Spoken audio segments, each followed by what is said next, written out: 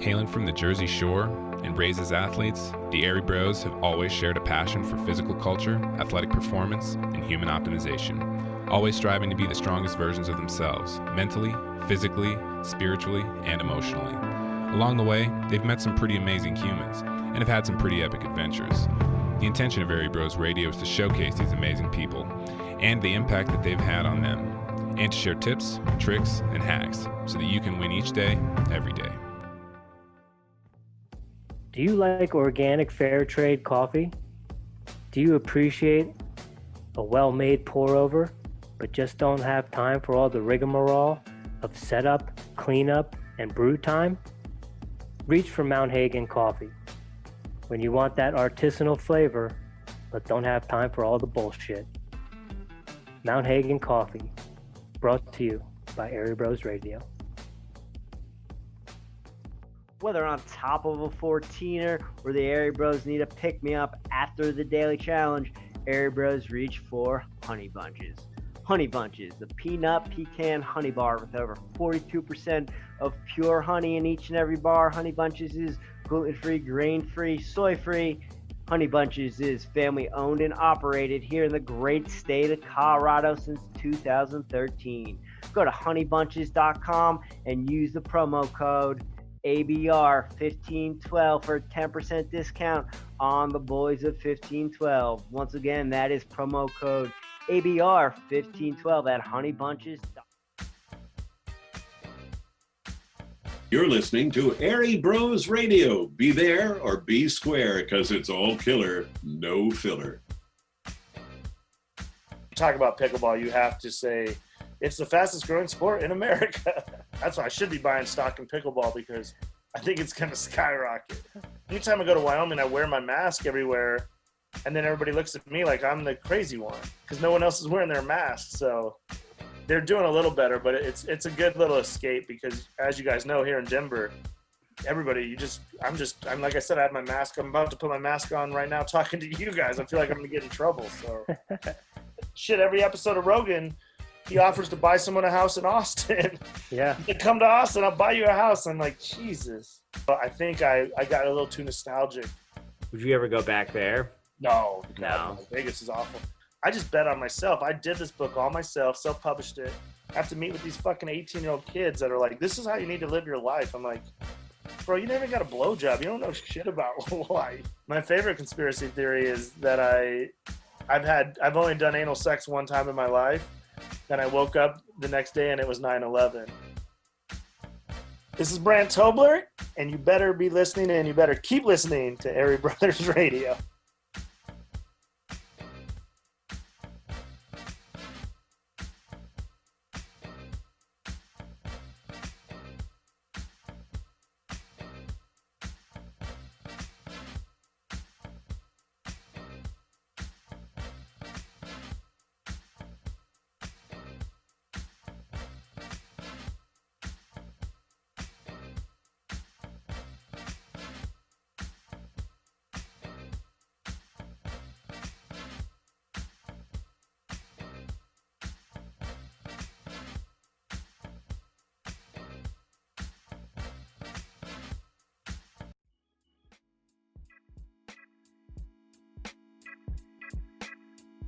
What's up, y'all?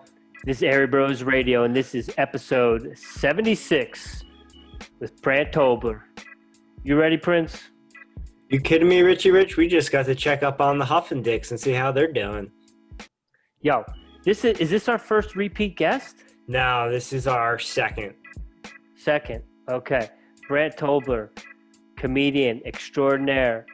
You might know him from his book, Free Roll. You might know him from Comedy Central's This Is Not Happening. You may know him from The Crab Feast. You may just know him from Airey Bros Radio. But Brent's one of those guys, one of those first big timers that we put a fish hook out and got him in studio. And we just had him back a little over a year later to check in to see how he's making out in the comedy world in the current climate, if he's getting his shows in. We also talked about his book that he had on the shelf a year ago. He didn't want to release it because of his special lady friend, but We got the scoop. You wouldn't, you couldn't is going to be a thing. You excited, dog? So excited to have Brant on and get some good stories and get the deets on the new book and what's going on with that. And super stoked to hear the new book is coming out because we've heard it on the Crab Feast. He talked about it the last episode, and we know some of the gems that are going to lie in that book. And we enjoyed Free Roll, and I know we're going to enjoy this new one.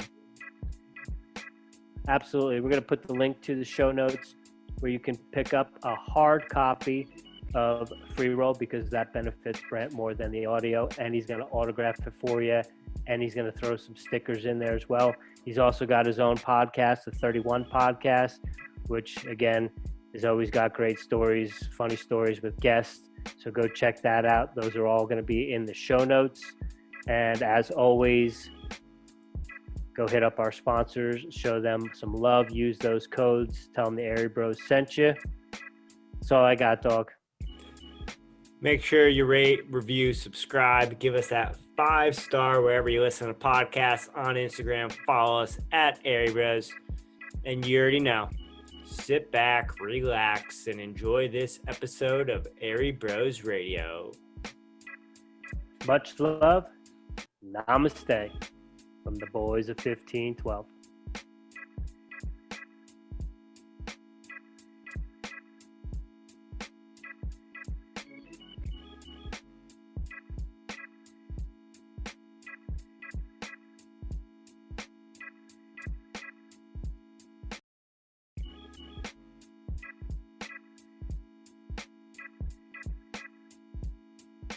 How you been? I'm good, man. I'm good. How are you guys? Can't complain, you know. We're if you don't pay attention to anything that's going on, you don't know anything's going on, you know. But if you look, it looks like it's chaos a couple miles up the road. So who knows? Yeah, that's how I'm living. I'm just chilling in my own little bubble. Everything's good in my bubble. Well, sports is back. We're doing shows. It's pretty easy. Was Simone in town this weekend? Yeah, he was out at the South Club, but I didn't get to go see him. Oh, okay. Because they didn't put me on any shows, and I was like, I don't want to fucking go out there. Far from my house, so I'm sure he did good.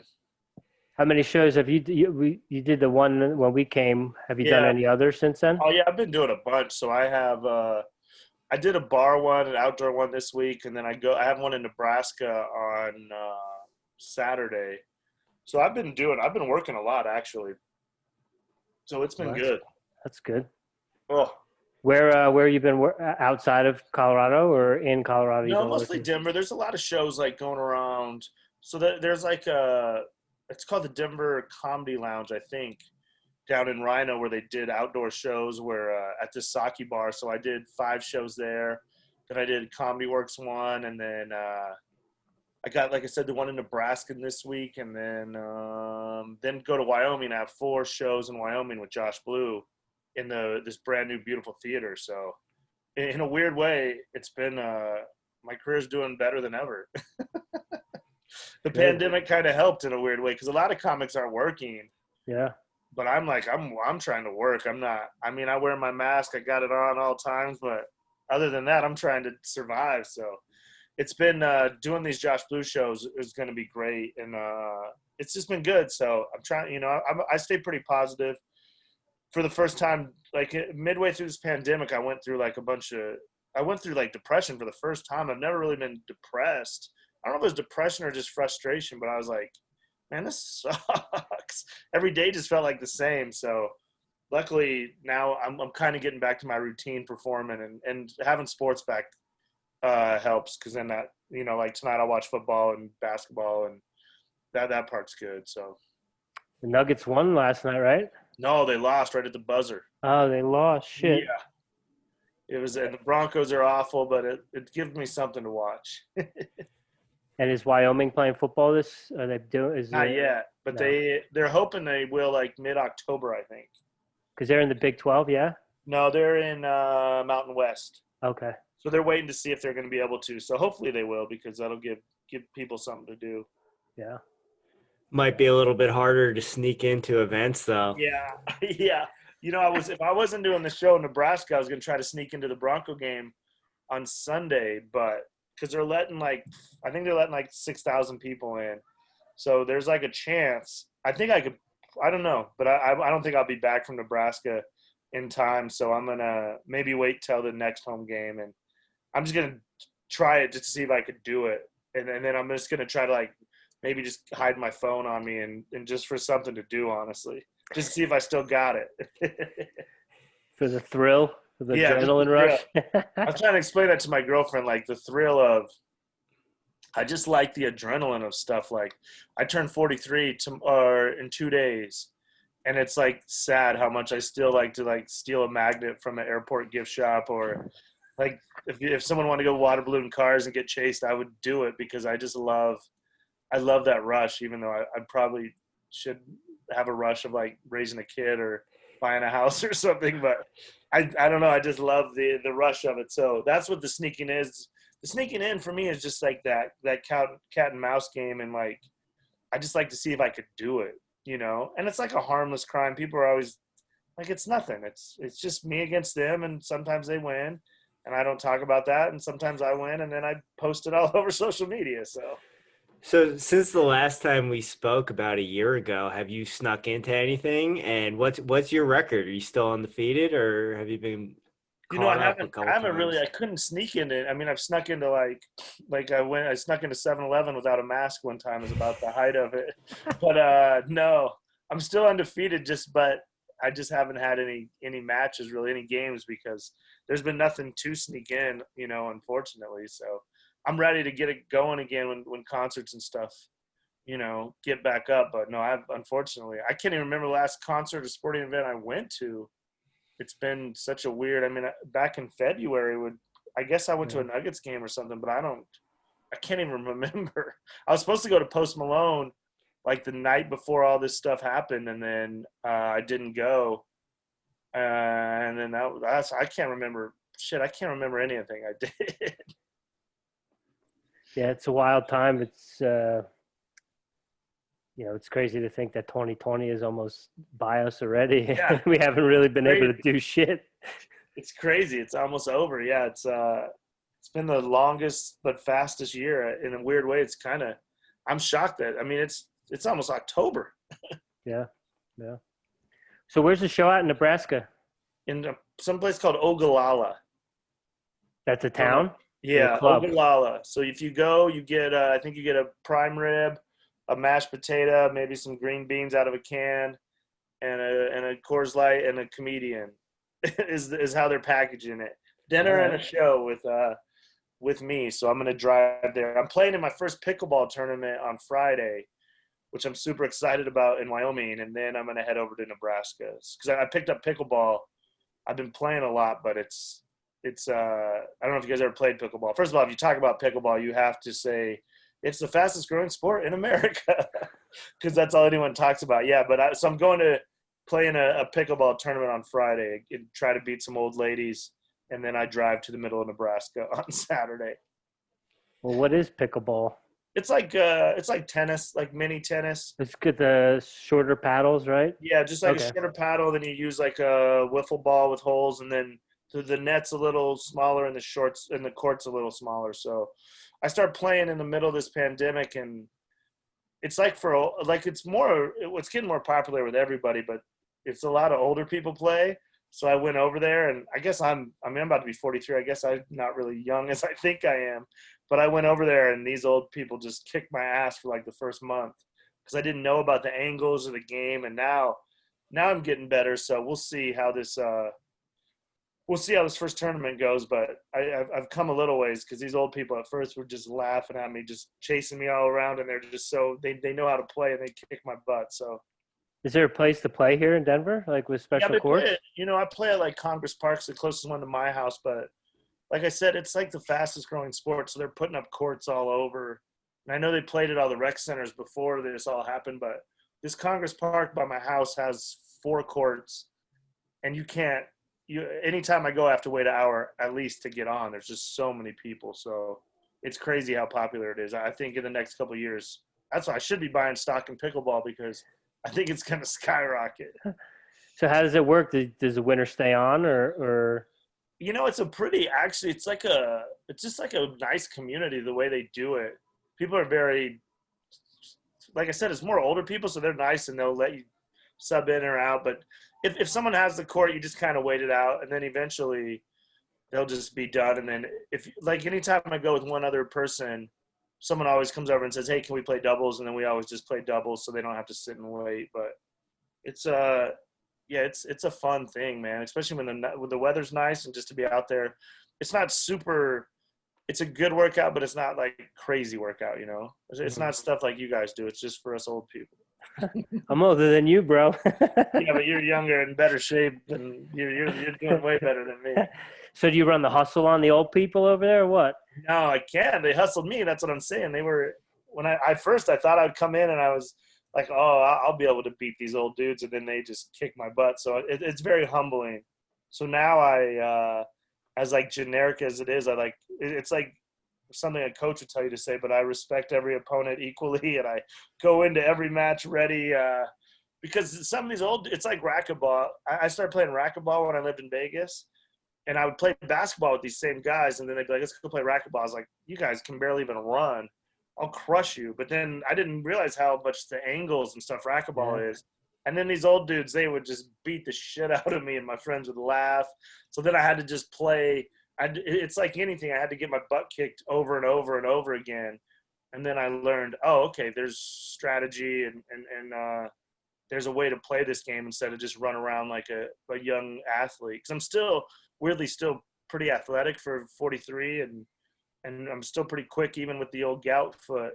But I still you got that length on your side.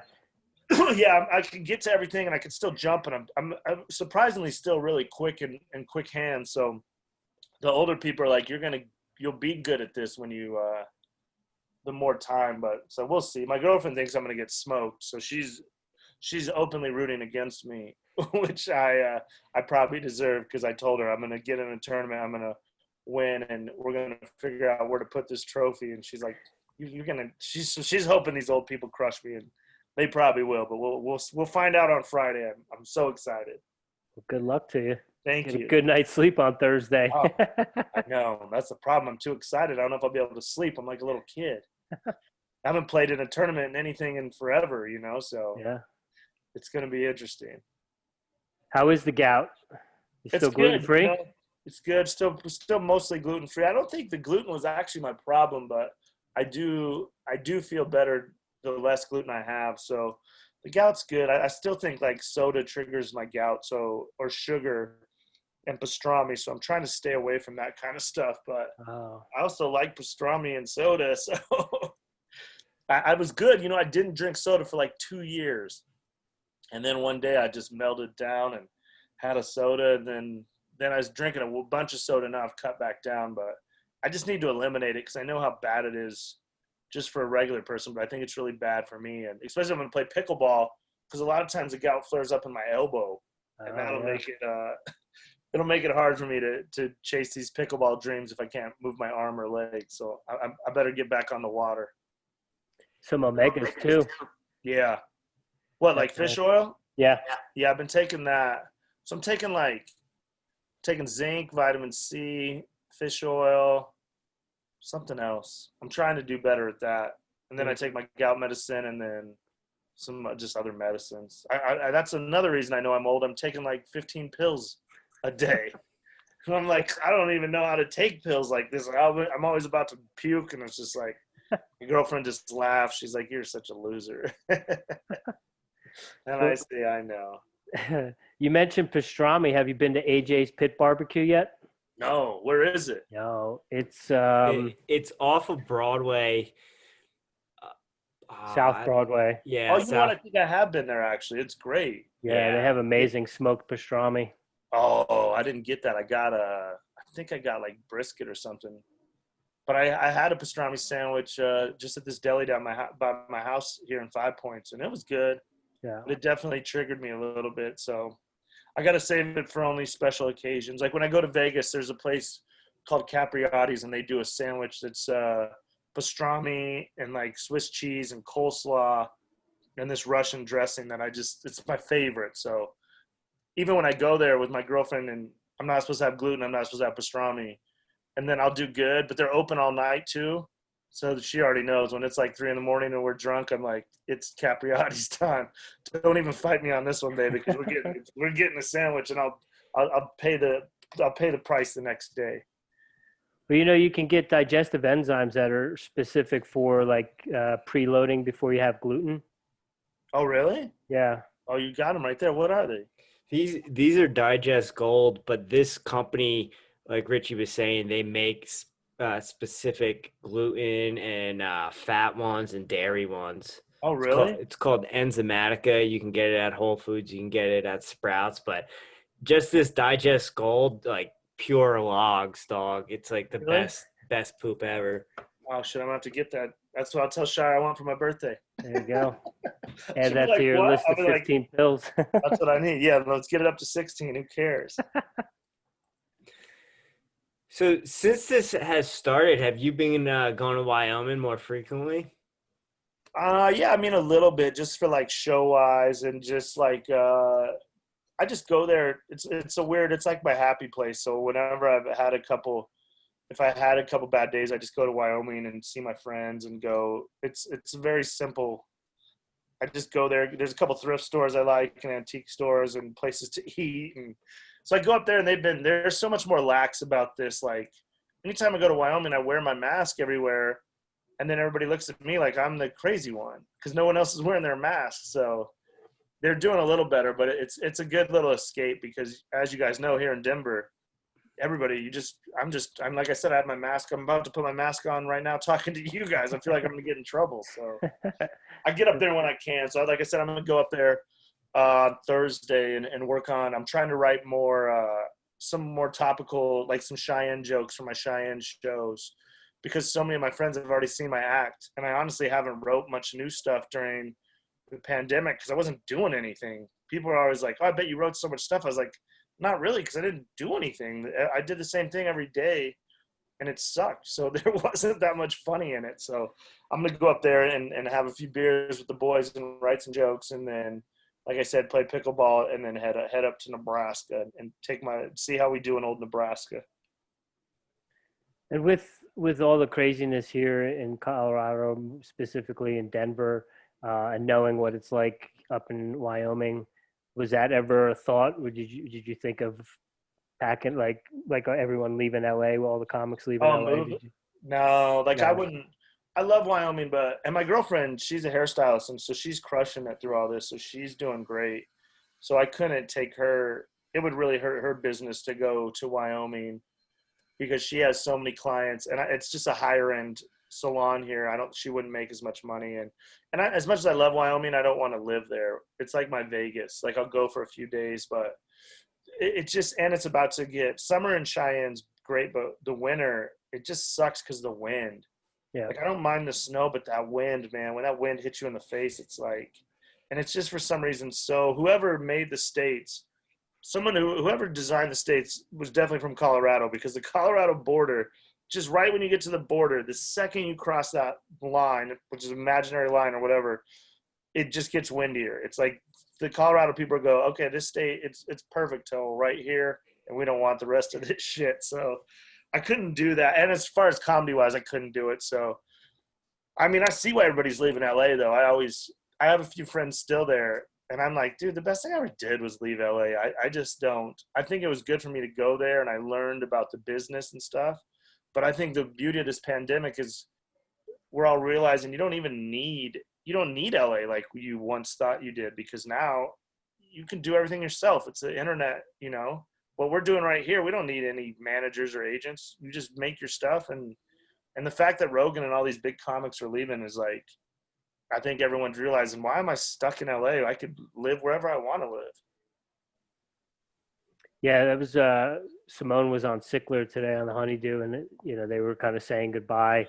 Yeah, what happened? Simone just, I think, with Joey Diaz and everyone kind of leaving, he saw the writing on the wall, and I think a lot of people realize it's like, if I can't do comedy, all my friends are leaving, why am I going to stay in this shithole and pay, what I'm paying for rent when I could, with that rent money, possibly get a mortgage someplace else, or at least with the rent money, get something 2 or 3 times the size of what I'm getting in LA. So I think he said he had a couple dates, and he mentioned the stuff at the Comedy Works, but I think he was just going back east and to like Philadelphia area. He's moving back home to Philly? He made it sound like it wasn't a permanent thing. Like when all this kind of craziness clears up, he wants to go back to LA. But he just said that right now there's no reason to be there. Yeah, I saw like the social media stuff, and then Sickler's like, bye. I was like, is Sickler done with the podcast for a while, or what's he say? No, it was just that was just the way he that's how he titled it. Yeah, because I thought the same thing too. I was like, oh shit. No more honeydew now. What am I gonna do? Yeah. I mean, Sickler's got to stay because his daughter's there. Yeah. I'm getting attacked by a fly right now. Yeah, it's a weird time, man. I think everybody's just leaving and they're out. I think we'll see more comics leave too. Shit, every episode of Rogan, he offers to buy someone a house in Austin. Yeah. Come to Austin, I'll buy you a house. I'm like, Jesus. Well, and I guess Cap City closed too. Yeah, but I think he's gonna buy. I think he's gonna buy it and open it, or open something there. So. Yeah, that's what I was thinking. I've only been to Austin once, but everybody raves about it, and I was just there briefly, so I didn't get the full taste of it. But it seems like a cool spot. Yeah, it's a little overcrowded, as with any cool hip place. People find out about it, and then they move there in droves. I think it's kind of leveled off a little bit, but it seems like there's a lot of people leaving California and leaving New York and going to Texas. Yeah, I don't blame them, man. I don't miss it. I love it here, but I wouldn't. They'd have to pay me so much money to move back to LA. Like a sitcom? Yeah, it would have to be so much money. And even then, I don't know if I would, like, I used to think money was like, I needed all that money, but now even going through this, it's like, I'm much simpler than, maybe I am growing up a little bit, but I was like, I don't need $1 billion anymore. Like, I have a pretty cool, my girlfriend's always wanted to buy a house, but I really like where we live. I mean, everything here is pretty cool. So I'm done with LA. The traffic and driving around. I mean, there's nights I'd drive home and I'd have to drive around for like an hour to try to find a parking spot.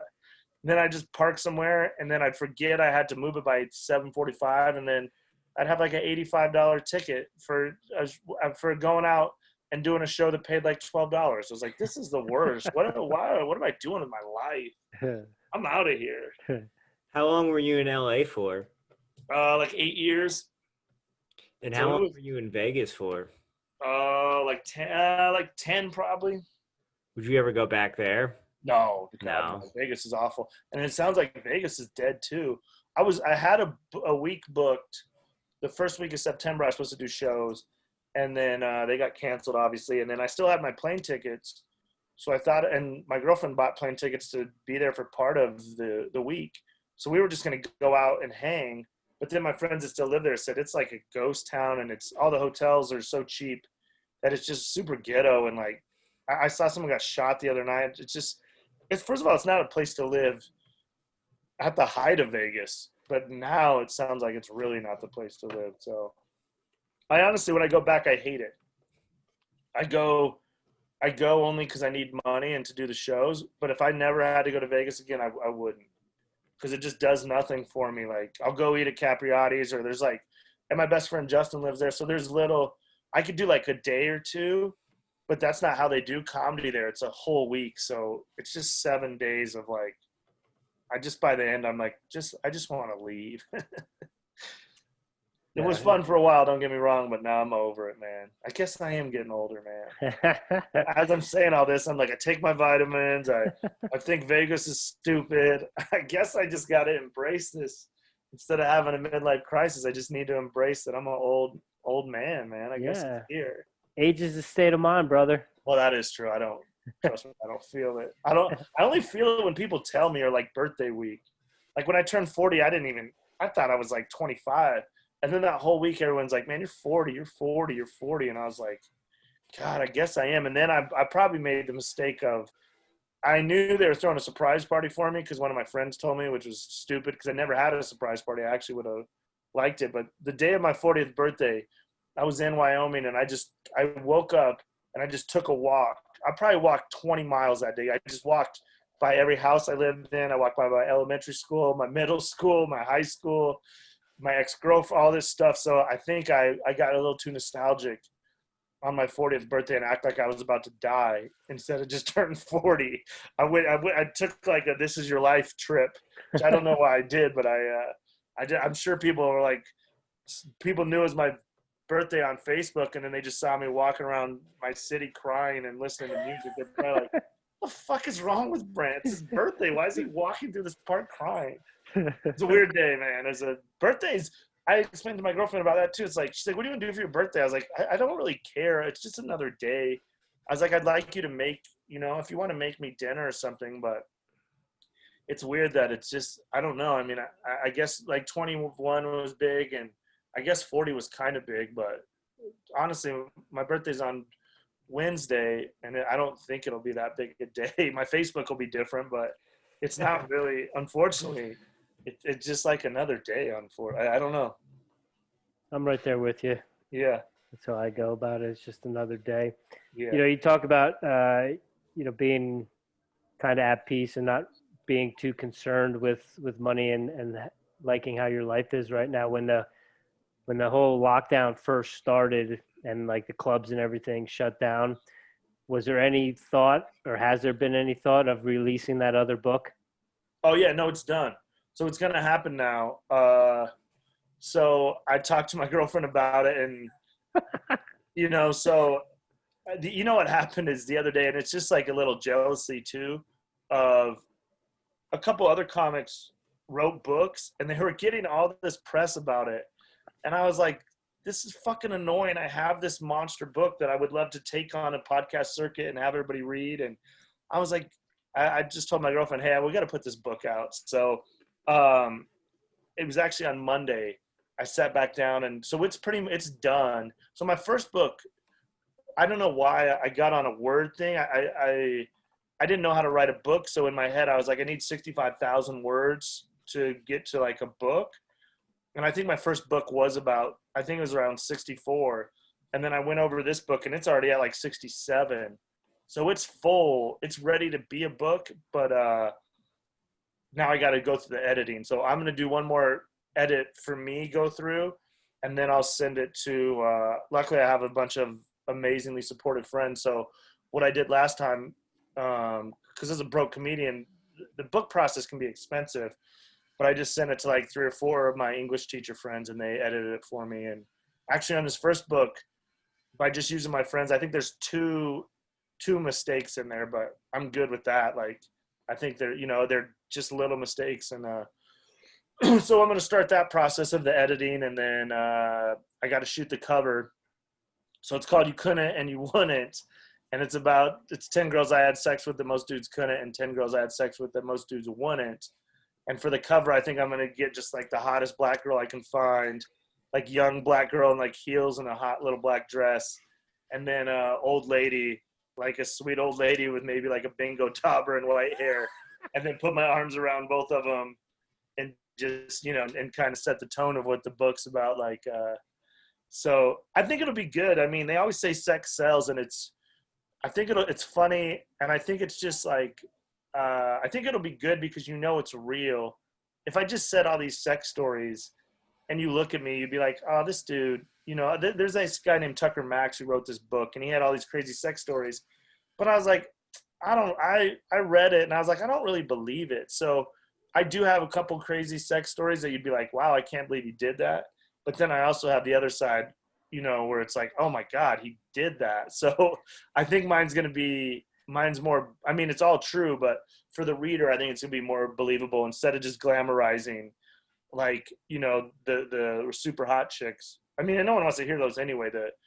The stories about like massage parlors and hookers in other countries, and like this one meth addict, like there's ones that you're going to be like, "Oh my God, I can't put this down, but what's wrong with this dude?" So, hopefully I'll get it maybe pre-sale up in like November, because I didn't know how all this pre-sale shit works. My buddy wrote a book. He put it out yesterday, the pre-sale, and I was like, I wonder how that works. And I looked, and he's like, if you buy the book now, you get it like January 26th. So I guess that's just how the book world, I think that's to try to chart on the thing and stuff, but I'm going to try to get it done and then go hit all the podcast circuit and try to do as many podcasts as I can to promote it and you know, try to make some money. That's what the best thing about this during the pandemic.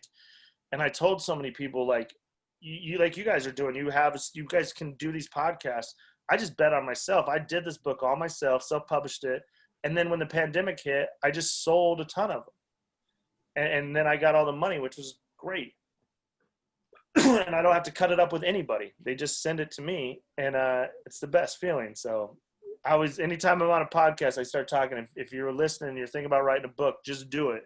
Because one day you'll have your own book, and it'll make you so fucking happy. Every time, you know, I send out 3 or 4 a week, and that just makes me like $100, but I autograph them, and there's no better feeling than I'm autographing my book that I wrote. I mean, it's the coolest. So if you're thinking about doing it, now's the time. Self-publish it. Anybody can do it. So when it comes to the book, do you sell more of the hard copy or on Audible? You know what? I think more of the hard copy. Well, the hard copy is the only thing that goes through me. Okay. So the Audible and the Amazon and all that, I just get a check at the end of the month, which is always cool. You know, another thing I love about it as like generic advice is it just works 24/7, 365. No matter what I'm like right now, the book is making me money. So as far as like, but a lot of people want the autograph, and to buy the hard copy is better for me because I get the book printed for around like $5 is what I get it for. Then I sell it for 20. So, you know, I'm making 15 a book when I do it. But then when I sell one on Amazon or Audible, I think I get around like $4.10 a book. So it's more profitable for me to sell the paperbacks myself, but then it's also work. I got to get all the envelopes and do all that and go to the post office. But it's either way, it's something I never dreamed I would have ever done. And now just talking about it with you guys now, I was like, man, I got to get this second book out. This is going to be awesome. So the process of doing it is hard, but it's just worth it. And it's like, and I know I told you guys this before, like, I remember when I got the book and I was just holding it, I just started crying and I was like, I fucking wrote a book. And then I was like, what if nobody buys it? But then I was like, who cares? I wrote a book, man. I'm an idiot. I have a book. So it's pretty cool. Was it hard to convince this special lady friend to go through with this one? No, you know, she's been on board. Well, she doesn't listen to podcasts and stuff. And, you know. Thank God. Yeah. And she's, you know, and she has her own stories. There's stuff that's come. I mean, we just recorded a podcast and she told me a story about how this guy flew her to New York and Charlotte and wanted her to use a strap on and all this. So the more that her stories have came out, like the difference is I think everybody has their past, but it just sucks that mine is going to be so blatantly out there with that, you know, all her friends and everyone's going to hear these stories about me banging hookers and shit like that she probably doesn't want out there. But she also knows, you know, I'm an entertainer and I wrote this book and it'll probably buy her a house or something. So she can't complain. She's good about staying out of like creatively, like, you know, in the beginning, she didn't like hearing if I told stories on stage about sex or something. She didn't really like it. But then once I started talking about her on stage, she realized like some of it is like exaggerated or put into the story because, you know, I'm an entertainer. So once she kind of saw behind the curtain, she's been great about just being supportive. And that's, you know, I didn't want to be a dick, but that was like one of the first things I told her or any girlfriend I had, like, hey, what I do up there, like, I don't want, you don't understand it. So just stay. I just can't, and she's funny. She helps a little, but she just knows, like, just don't mess with that shit because that's my job. And, you know, I would never tell her to cut hair. I don't know shit about that world. So I just stay, you know, so we have a good relationship like that where she just is supportive, but we'll see. I mean, this book, I mean, it'll probably cause a little rift, but I think when we both sit down and realize, the thing is, I always say it was all before her. You know, we had these lives before we met each other. Now, if I was getting massage parlors and shit like yesterday, that's a different story. But yeah, I don't know. It'll be weird. It'll be weird when my mom and everybody else reads it too. So, But they're all gonna have to buy it to read it. So. Yeah. Well, I guess that's the thing. If you don't want to read about my awful degenerate sex side, then just don't buy the book. I mean, it's up to you. Once you buy it, you know what you're getting into. So. And is Peaches in this book, and is she a wouldn't or a couldn't? she's a wouldn't for most. I think most dudes, or she's a couldn't. Most dudes couldn't fuck a porn star. But in all actuality, and that's the thing. I talk about how you don't think you could fuck a porn star, but it's actually pretty easy. And like there's like a cheerleader and like a Mormon and like a celebrity. All these. Not only do I tell you about how I got the ones that most. I tell you the story about how I got the ones you couldn't, but then I tell you how to get it. And the real key is just to be in a band, but I was never in a band. That's kind of the running joke throughout the book is like, and you could do all this stuff, or just be in a band. One of my favorites I can't wait to read, and I don't know if it was in Colorado or where was it, but there was a chick in a trailer with a couple kids. Yeah, that was you told about the crab feast. That's hilarious. That one's in Colorado, man, in this little town in Colorado. And yeah, it was a crazy night, man. I won't go into the whole story, but first of all, the worst part, I'm fucking like a meth addict in a trailer. Like, just incredible body, though. Her body was amazing. Didn't realize how bad her teeth were until later, but I fucked this chick, and then I went into the bathroom to take the condom off, and it was just like the headband. It was broken. I was like, oh, my God. And I watched her Facebook for fucking the next 9 months daily, and she'd be smoking cigarettes and shit in her pictures. I'm like, yes. I don't think I have to go to Rangeley, Colorado every fucking 3 months for the rest of my life. But yeah, that was a bad one. I mean, that story's definitely in there. I think that's probably the worst on the wouldn't is, I wish I could attach pictures to all these, but you know, there's one, I'm worried about the Mormon one because she was like my girlfriend and I'm still close with her family. Her dad's still my dentist. So that's the only one I'm really worried about. Like, I might send it to her and be like, because I have another one where I was kind of messing with this billionaire's daughter, like billionaire. And so I have a crazy story about that because the computer I'm on right now, she let me borrow the computer to write my first book. And then, but what she didn't know is her phone was still connected to the computer. So I was reading all her text messages. So I had this crazy fucking, and this girl was, I'd be fucking her in the middle of the night, then I'd get up and go to the bathroom, and then she'd be texting other dudes. And I'd be like, and she didn't know I would see it the next day when I got on the computer and texting shit about me to all her friends. And I was like, well, fuck this bitch, I'm keeping this computer. Because she had like 4 of them just laying around her house. She was so rich, but that like, I'll probably get in trouble with that one. Well, I don't know. I always change names, but the only one I'm going to probably send this chapter over to the Mormon. And because the crazy thing about the Mormon one is I almost converted to Mormonism. And then her dad, who I respected so much and was just one of the smartest dudes I ever met, I was always like, why do you believe this Mormon shit? And then come to find out, like, years after we broke up, I went to the dentist and her mom was the secretary. And then after the appointment, she came out and gave me a hug and she just started crying.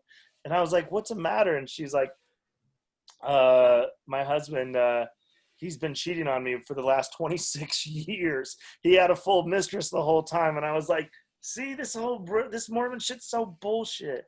It's all, he was acting like this perfect fucking Mormon saint.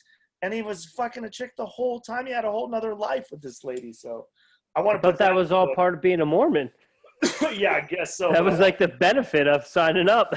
Yeah. And the magic underpants. Yeah, so I talk a lot about all that because I learned so much about it. Because I didn't know anything about that world until I was like, what? Especially in Vegas, 27 years old. I have to meet with these fucking 18-year-old kids that are like, this is how you need to live your life. I'm like, bro, you never got a blowjob. You don't know shit about life. How can you give me life advice? You're a fucking kid from Wisconsin or something. You've never even lived. And that's why I think the Mormons, they need to work on that. Like, sitting 18-year-olds to tell adults how to live their life is like absurd. I remember just laughing at these kids like, oh, you poor sweet things. You don't know shit. Get back on your bike. Get the fuck out of here. Go get a beer. How close were you to converting?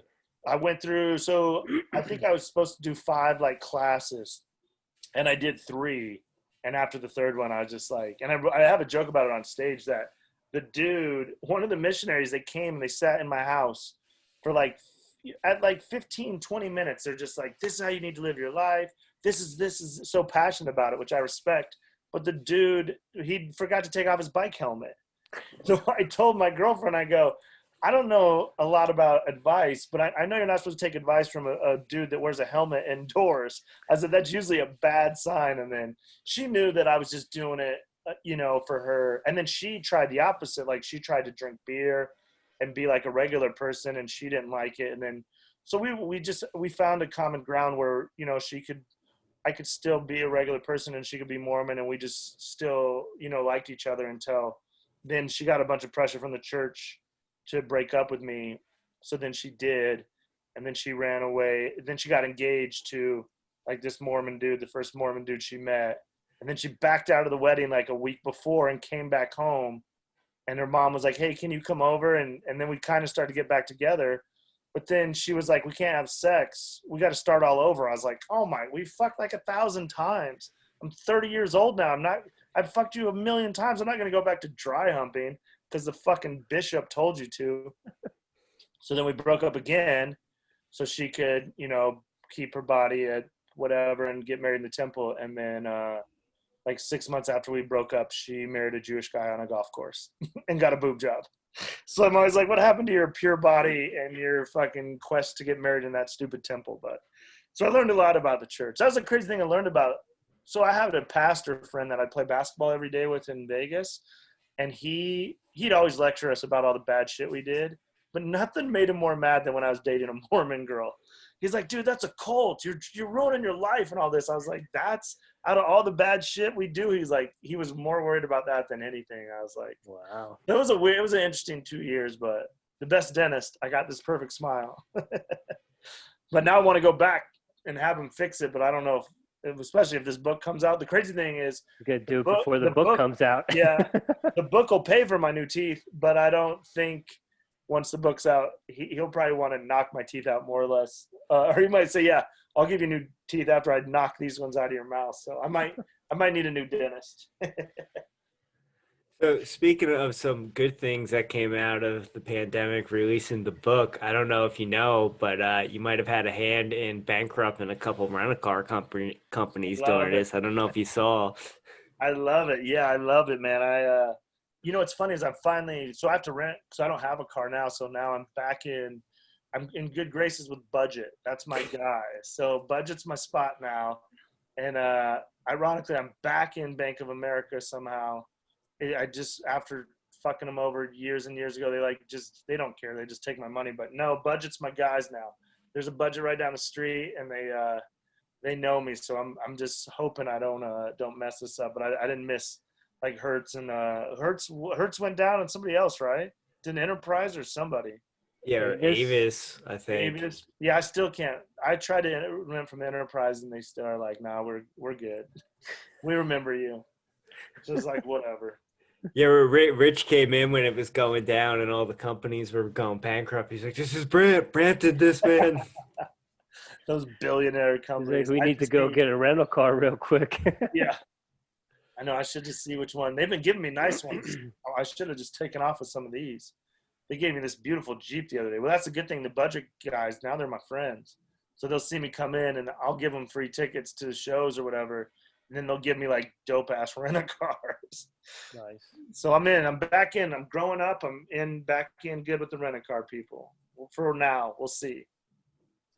And talking about shows, what's going on with the downtown location? Are they trying to get that reopened, or they just can't? You know what? They just can't. Like they can only have 50 people in there, and that's not enough for them to make money. So they're over there painting it and redoing it now. And I think she's hoping to do like Christmas parties, but she can't make any money until they go to like 50% capacity, which would be like 150. So, but I mean, all these rules don't make sense. If you could have 5, I mean, I guess the Broncos Stadium's outside, but if you can have 5,000 people there, I don't understand why you can't. I don't know, man. It sucks because I just don't want to, even though I would technically be the last headliner at the downtown club of all time if it did close forever. But I don't want that to be, it'd be kind of cool to say, but it'd be shitty because it's my favorite place in the world. So it's just day to day, you know, it's just kind of when the governor says, you know, I mean, which is crazy because like the theater we're doing in Cheyenne is, we sold 250 tickets a show because they just distance people out, and it's, you know, and we're the one we did in Casper. I mean, it was in a big arena, but there was like 500 people in there. So no one knows the rules, man. I just wake up every day and hope for a vaccine or something that we can get back to normal. Because I miss Comedy Works. That's what I miss the most. Because I was there pretty much every night. Even if I didn't have a show, I was just there hanging out. Yeah. And the staff is like my family. And that's the sad part coming out of this. I think probably 60% of the staff's going to be gone. So people I used to see every single day, you know, I might not see some of those people I'll never see again. I mean, they've left Denver and moved far away. So this whole thing has just been so shitty for everybody. I'll tell you what, it was refreshing to go to the show we saw you at, just to be in public without a mask on, and there was plenty of room. It was super refreshing because my biggest argument going to school, we got to wear a mask on campus, is like, I was just at a comedy show and I didn't need a mask on. Why do I need a mask on in a classroom if I'm not by anyone? Yeah, well, that's the thing. If you're sitting down, no mask. If you're standing up, mask.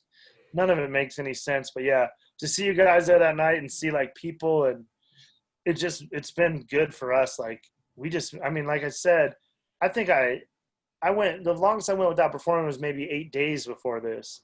And this shit got to like 120, and I was just like, I just want to tell jokes. So that's helped a lot of us. Cause I mean, in the comedy community, we were all just going off on each other on Facebook, and it was just frustration. People were just, me included. At one point I blocked like 23 different comedians that live here in Denver, just because I got so fucking mad at them. And I was just like, and I think it was just that frustration we were all going through, that we didn't have that release that we're used to. And when we came and saw you, they streamed that online. Was that something that hit? Was that kind of successful for them? Are they still doing that? It's growing. I mean, I think for me that night I had maybe 30 people stream, and the people that watched it said it was good quality, but I think it's still something they're just trying to grow, and you know, it's obviously never going to be as good as being there live. So I think, you know, it's something hopefully for them to generate money. You know, I got half of the money, so it was cool just to get a little extra money, and it was cool that, you know, people across the country got to watch and give them, you know, hopefully some laughs for an hour and a half. And so, yeah, I don't know. It was cool. Hopefully it's not that way. I mean, hopefully it's not that way forever. No, but I think it's, you know, we always talk about trying to search for the positive things that have come out of this. You know, we've been able to connect with some family members and turn that into another podcast. And I think, you know, having the ability to, you know, watch someone like yourself or any, you know, Joey Diaz or Simone or whatever, you know, if you don't live in Denver or LA or wherever it is, and you can see them perform that night, is a good thing. Yeah, no, you're right. It is good. I think it was just a release for some people, and it was good for, I mean, I always want people to watch my jokes anywhere. So I think comedian wise, it was great for us because it gave people a chance to watch it and made us a little more money. And then hopefully it made, you know, Comedy Works a little more money. I always worry about, you never know who's getting these big loans or what. So I don't know, but I just know if Comedy Works, if Comedy Works died here, I don't know what would happen. I would have to consider moving, honestly, because it'd be a dead, you know, and then I don't think that'll ever happen. And I hope not, but yeah, I'm just hoping, I'm rooting for them. And I think we're all hopefully weathered the storm, and now people are starting to make money again. So hopefully it continues in that direction. Yeah. Or I'll get a job selling cars or something.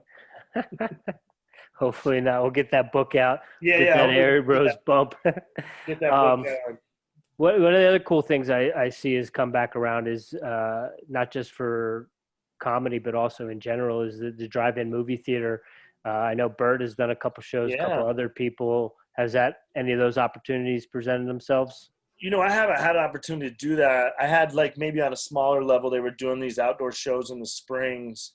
I just didn't go do it, but no, I haven't gotten the chance to go to one or do one. But it seems like it's cool. I mean, it's as cool as it can be. It's just like I did a show here in an alley. They do this outdoor alley show, and the crowd was good. So I did Comedy Works early show, and then I went straight down to this Denver Comedy Lounge, which is a cool little venue that they do outside down in Rhino. But you get so spoiled with the laughs and the ceilings, and the laughs were just going up into the air. And I got off stage, I felt like I bombed, and my girlfriend at the comic was like, "No, you did great." I was like, "Yeah, but you just don't get the feeling like."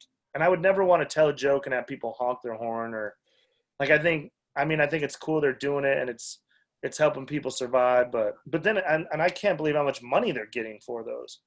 I saw Bert's ticket prices. I was like, Jesus Christ, it's a lot of fucking money for a car experience. That's the one thing I'm the most shocked about, and I'm not mad at those guys for making money. I guess it just shows what great fan bases they have. But that was the one thing I took away from it when I was looking at prices, like $250 for a car full of 4 people it's a lot. It's a lot, but good for Bert and the guys with him making money. I always want comics to make money, but yeah, to get back to the answer, no, I haven't. They offered me, I was going to do one in Wyoming, but they lowballed me that offer, and it was, everyone's figuring out. The problem is everybody's trying to get into comedy. It's a problem we always have. We love this shit, so we do it for so cheap that it screws us all. So these guys are like, well, we can't do bands or something. We can do comedy. So it sucks in Wyoming. Now every little bar is trying to do comedy, and it's just a shitty product. So we're lucky. Me and Josh are in this beautiful theater, and just the power of me coming home and how great Josh Blue is. We sold out 2 shows, and I think the other 2 are close to selling out. So that's going to be a huge payday for me. And, weirdly through all this, I made more money than I would have working, which is sad. But with the unemployment and stuff, it's like, it's crazy. It did make me realize, God, what kind of life have I signed up for that I make more money not working than I do working? But it's been weird, man. Yeah. When is that show in Wyoming? October 9th and 10th. So the 10th ones are both sold out, and then there's 2 shows October 9th in Cheyenne at this beautiful Lincoln Theater that they just reopened, I think August 1st, maybe September 1st. It's barely been open, so it's they went through the same thing. They were set to open in like, I think April 1st or something, and then the pandemic hit them, and they're just trying to survive. So I'm excited for them because it should be a good night for everybody to make some money and everybody to get out and have fun. Have you and Josh performed together before? Yeah, I've done a few shows with him, and he's so good. And that was a funny thing when his manager reached out about doing the Wyoming shows. I said, yeah, I'd love to perform with him, and but I'm going first, I said. He's like, well, we can just like do co-headlining and I was like, no rotation. I'm not following Josh Blue. He's by far the best comic in Denver. I think he's one of the best comics in the world, so I think I'm pretty good, but I'm not that good. So that was in the contract. And all my friends back home are like, are you guys rotating? I was like, no, I'll be going first, and then I'll introduce Josh, and he will destroy. So yeah, I've worked with him a couple times. Just a super, super good dude, and just so funny. Just a killer up there. So it's going to be cool. My mom's flying in, my brother. It's a big deal because it's like, it's a theater. So it used to be a movie theater, and I went to like movies there all as a kid. I rode my bike by that place probably 10,000 times. So it's always special to come home, but to be the first comedy show at this new venue and to sell out these shows, it's going to be cool. So yeah, my mom, my brother, my girlfriend, and her brother's flying in. So I better not fuck it up. I better write some more jokes. So none of the family lives there anymore? No, my cousin lives there. Okay. But that's it. My little sister lives here in Denver, and then my mom and my cousin brother, they all moved to Phoenix with my grandparents. So Shout out to Haley Huffendick. Haley Huffendick out here in Cheyenne, in Denver. I was She's going to in say, Denver. how is Haley Huffendick these days? You know what? She's good. I never see her because she's really worried about this COVID. We're kind of opposites. Like even my mom's coming, and I think she's more worried about my mom. But my sister just stayed locked in with her boyfriend and is very, very careful, which is good. But I'm also like, you can just come see me. But I think she's doing good, and she just works, and she's so cool. So she's good. Hopefully she'll come up for a show, but we'll see where the COVID's at that point. So How's better Ron safe. holding up? Ronnie Huffendick will be there. So he's back in Cheyenne right now. So he lives in a assessing bus. stuff?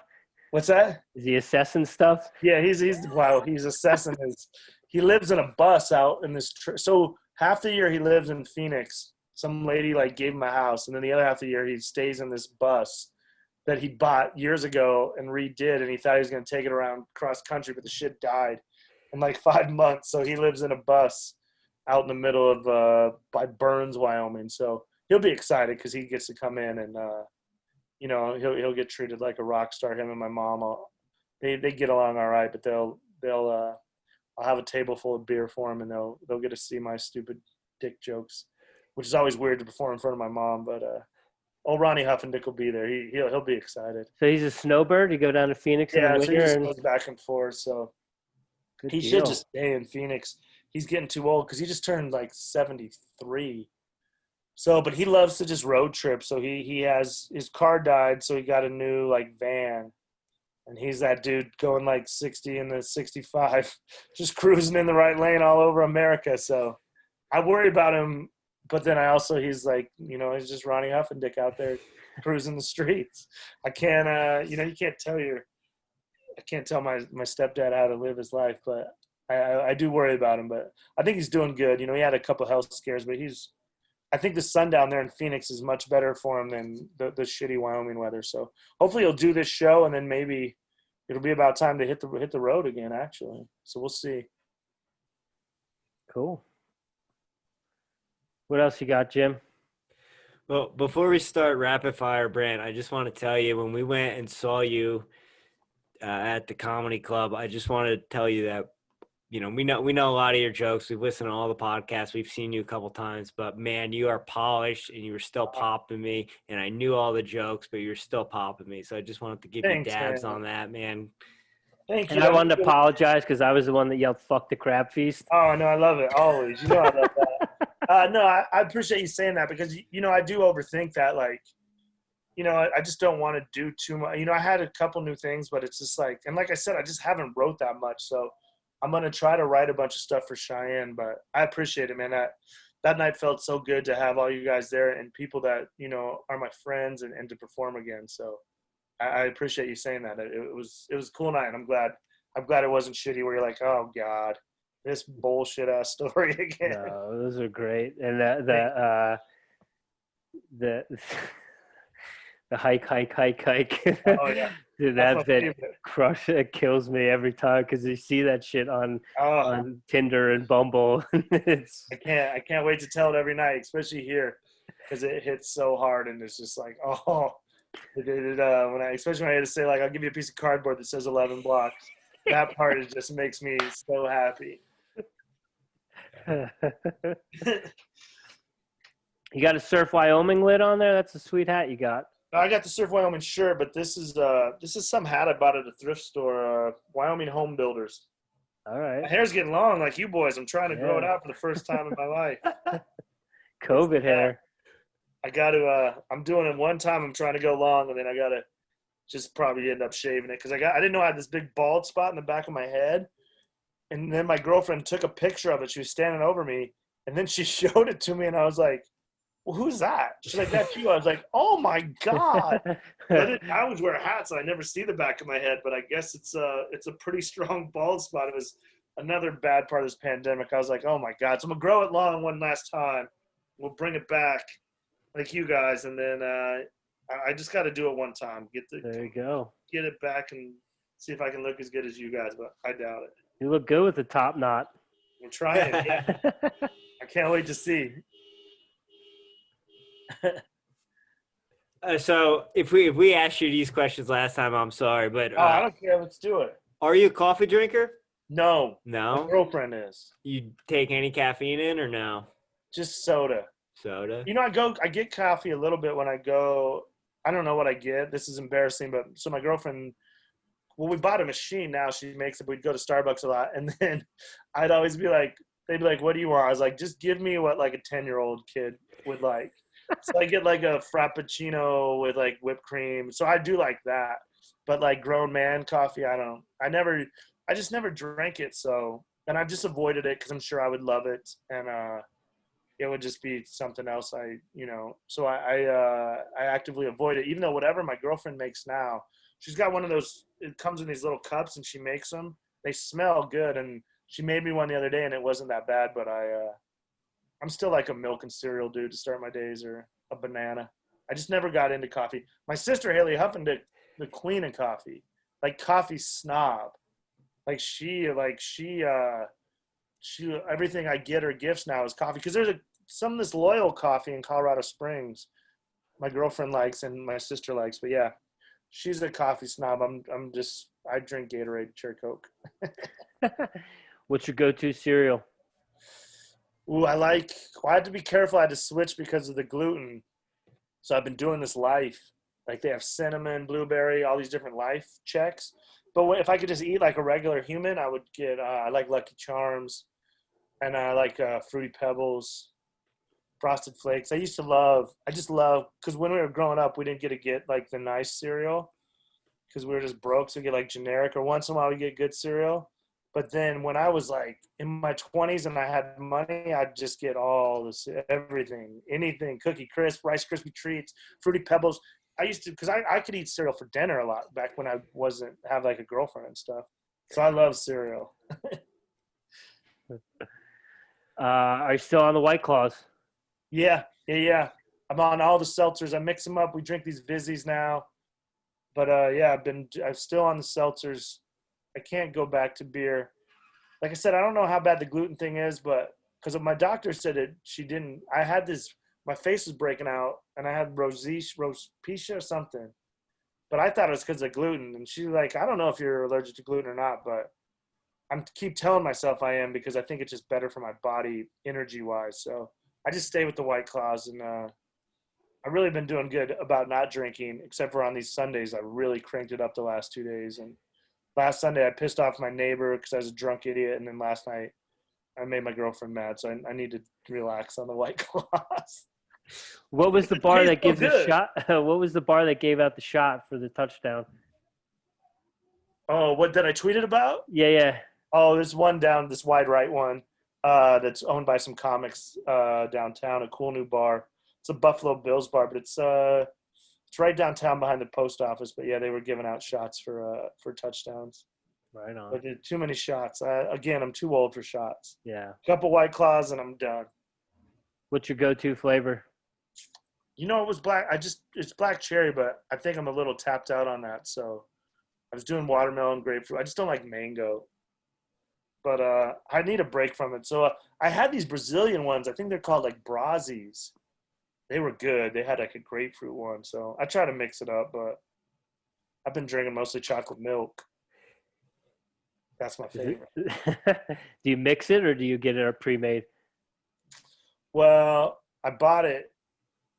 This is so gross, but I bought it in like the 2-liter jug. And my girlfriend said not to do that. She's like, you only get organic. And then I was like, fuck it, this one's cheap. I'm just gonna buy it. Then I bought it, and then she's like, you're just drinking like blood and piss and stuff. And then so now I have like a half carton of chocolate milk in the fridge that every time I go to drink it, I think of her saying that. So she's actually kind of ruined chocolate milk for me. But no, I just buy the pre-made because I'm too lazy to. I should just make it myself, but. Yeah, you get that old tub of the powdered quick. I used to love that, man. Yeah. I used to put my finger, just lick my finger, put it in there. Probably not good. Spoonfuls, dog. Get a little gummer. Fill it up, you know. What are you listening to right now? Music, podcast, audiobook, anything? I've been listening to Rogan a lot. I have this obsession. I really want to do Rogan's show along with everybody else, but I didn't listen for a while just because they were so long. I think pre-pandemic, but they're perfect during the pandemic because I don't have shit to do. So I've gotten back into Rogan, and then I listened to a bunch of sports podcasts, and then music-wise, I just have my same old lists on Spotify. I listen to like, my girlfriend hates it. It's either like country, slow country music, love songs, or just gangster rap. I just like country music and hardcore rap. So I just have my mixes of like, I listen to a lot of stuff that was popular a long time ago. What's your go-to country? My favorite country is Chris Ledoux is my favorite because he's a Wyoming boy and I'm friends with his sons. Chris Ledoux and Garth Brooks are always my favorite for country, but I listen to so much. There's so much. It's weird. I just love like old country love songs, which, like I said, my girlfriend hates. She's like, what are you playing? And I was like, all right, back to gangster rap. Back to, we've been listening to a lot is Ludacris. I love Ludacris because I think he could be a comedian because he's so funny. He's a great rapper. So I've been listening to a lot of old school hip hop and country. Have you heard of Charlie Crockett? No. Check him out. He's a new guy, but he does it old school, like Hank Williams and stuff like that. Yeah, he's good. Me and Richard on it. I got to give a shout out to my boy Chancey Williams and the Younger Brothers. That's actually my favorite band, and they're Wyoming boys. And I've been trying to get them to take me on the road to sell merch. Because I sold merch for them in Vegas one day, but I just want that bus life. I've always wondered what it'd be like to be on a tour bus. So I've really kind of put the pressure on them. Like, yo, let me just come to like 5 dates, pay me $100 a day, and I'll sell the shit out of your merch. And I just want to sleep in a bunk on a bus, and it's just like one of those things I've always wanted to do. So, but no, Chancey Williams, he's old school country, and they're my favorite. Right. Do you have a favorite conspiracy theory? No, I have my own. I'm sure you guys have heard me tell this story, but my favorite conspiracy theory is that I've only done anal sex one time in my life, and I woke up the next day and it was 9/11. So I don't know if I caused it, but as a proud American, I've never fucked a girl in the ass ever since. That's my conspiracy theory. And that's a true story. I came here, we went to a Broncos game, and then I stayed like out in Broomfield or something, and my girlfriend's like, she's like, okay, we're going to do it. And then we did it, and then I woke up and it was 9/11. So it's a joke I do.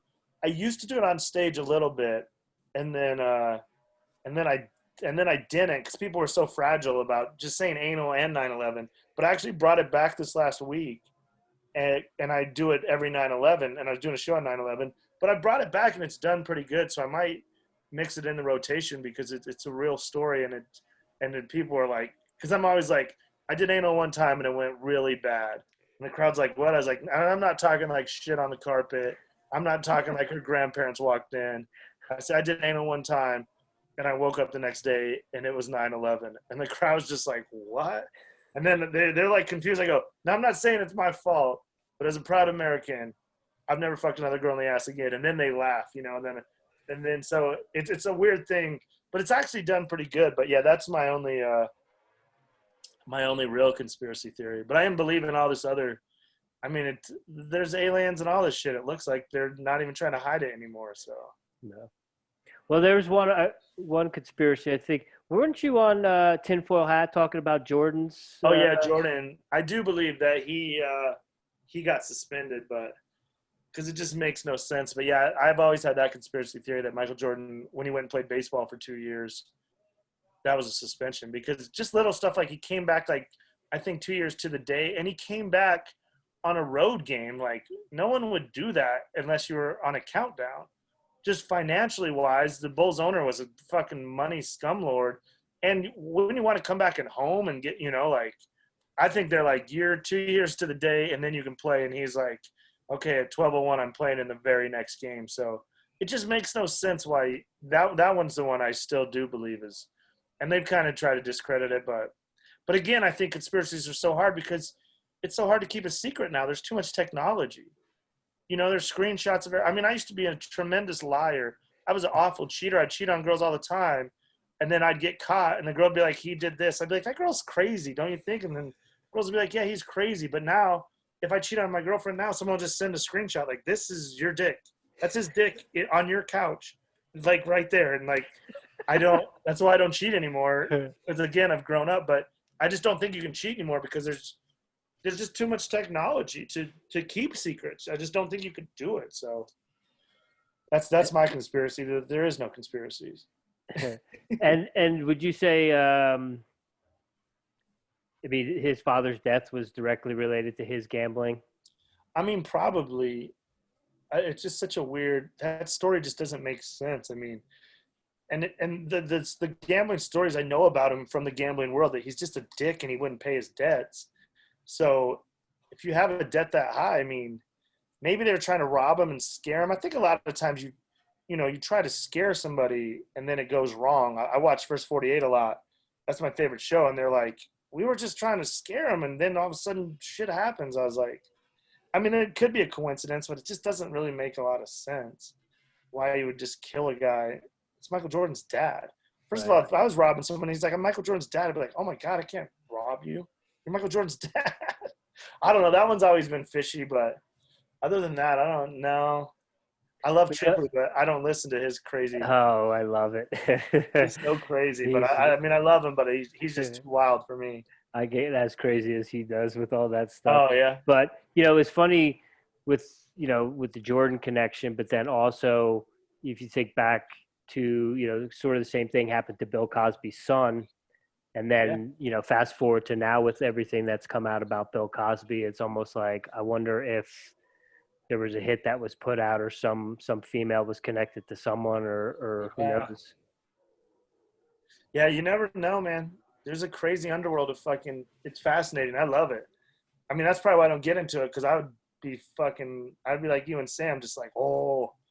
Because sometimes I'm like, Sam, this is just like crazy. This is just sometimes there is a coincidence, Sam.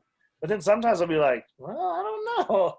This is 2 + 2 starting to really look like 4 right here. Totally. I'm so happy for Sam though. He's one of the good guys in this business, and like a real good dude. So I'm so happy to see him doing good, man, because he worked his butt off, and LA never really gave him a chance, and he just did it himself. And then that's inspiring to guys like me that I always looked up to Sam, and I'm trying to follow kind of in his footsteps, where I'll just do it myself. Fuck it. I don't need to wait for them. Was he in Vegas when you were in Vegas? He was right before. So he went to LA like kind of right when I started, but there was, you always heard about him.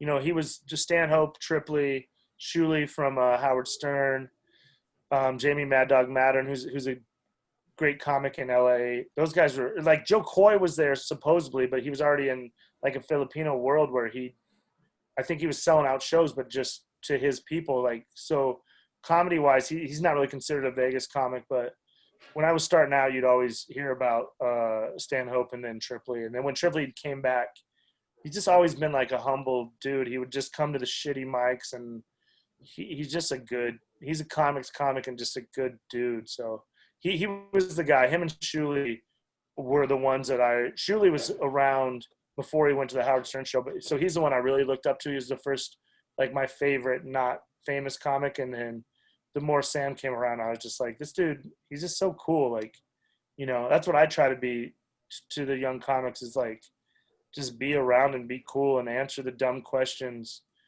and realize you had those same dumb questions. Like, we were doing that podcast called Stand Up Explained, and people would send me all these messages with questions and like apologize. I'm like, dude, this is how you learn. And I had the same questions. I asked them.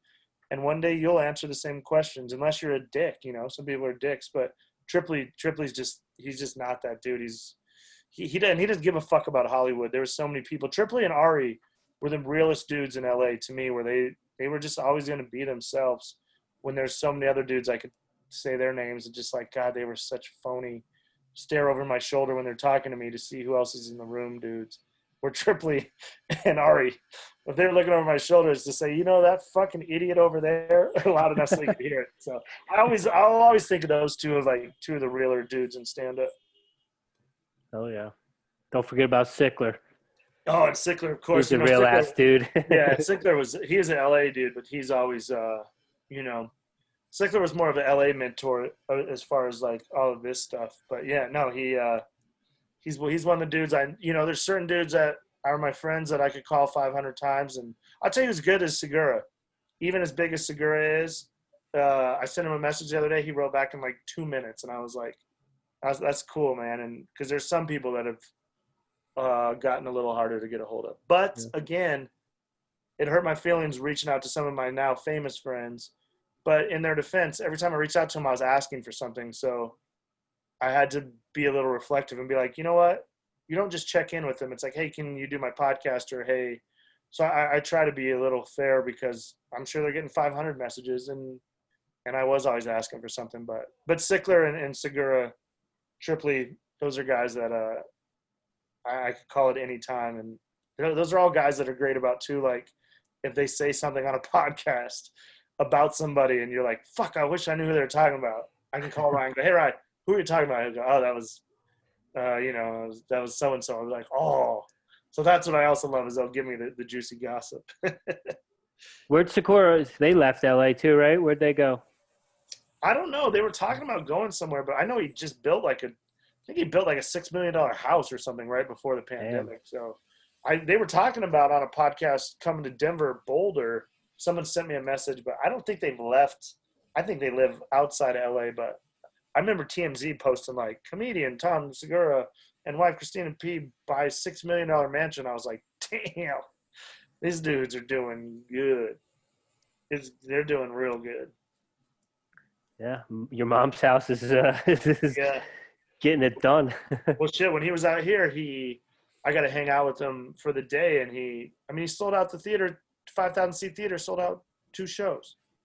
I mean, I'm just guessing, and I probably shouldn't even put this out there, but if I had to guess, I bet he made like $250,000 for that night to do one night of stand-up. I'm just like, he had a fucking merch line of more people than I have at any show I've done this year. There's probably the biggest show I've done probably is 300 people. He probably had 330 people waiting to buy $50 shirts. I was like, bro, you are, that's what I'm saying. He's just so humble and cool. And I hit him up when he came to town, and he's like, yeah, come to the hotel. And I went over to Four Seasons and met him. He had his camera crew, and we just hung out. Then when he came back and just did a show at Comedy Works, I said, hey, if you need me, I'll host. He's like, yeah, you got it. And I got to open for him at Comedy Works in front of 300 people when a month earlier he was doing 5,000 people 2 blocks away. So he's just a good dude, man. I've said it a million times. Comics, they say you don't want to meet your heroes, but that's not true in comedy. The bigger the comic, the fucking cooler they are, man. Right on. Sweet. We got him? Give us your socials, where people can find you, where they can get the book, podcasts, all that stuff. Plug away. You can find me, BrandtTobler.com. On all social media, I'm Brent Tobler, BrandtTobler.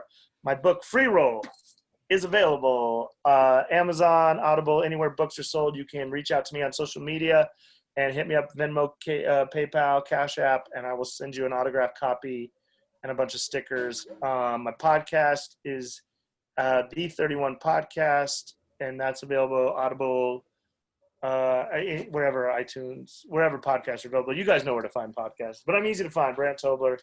And if I'm near you doing a show, send me a message, and I'll always hook up free tickets if I can. We got to get you set up with Uncle Vinny's in Point Pleasant, New Jersey. Get you out of the Parkway Pizza. I would love it. Have you ever done a show in Jersey? No, I haven't. It's one of the few places I haven't, so I'd love to get out there. So yeah, either that or the Stress Factory with Vinny Brandt. Yeah, I've heard nothing but good things. So hopefully, when this shit opens back up, I'm gonna try to hit the road a little more, and we'll see. So who knows? Just day by day. Well, when next time you're at the down south, let us know. Yeah, come, I will come by and see you again. I will, and thanks for always supporting, man. I love it. Absolutely. It a lot, guys. This is a weird fucking business, but you guys make it better, and it's just always cool to see people, and have you guys have been so supportive. So I appreciate it, man. Hell yeah, yeah. We'll get you on that when you do that podcast tour. Come back and talk to us about the book a little bit more. Get this book done. I got some stories for you guys. Sick. Sweet. Thank All right, you, Brent, Brent. thanks, You're sir. the man. Thank you. I'll talk to you Enjoy soon. Monday Night Football. All right, go Saints. Take care.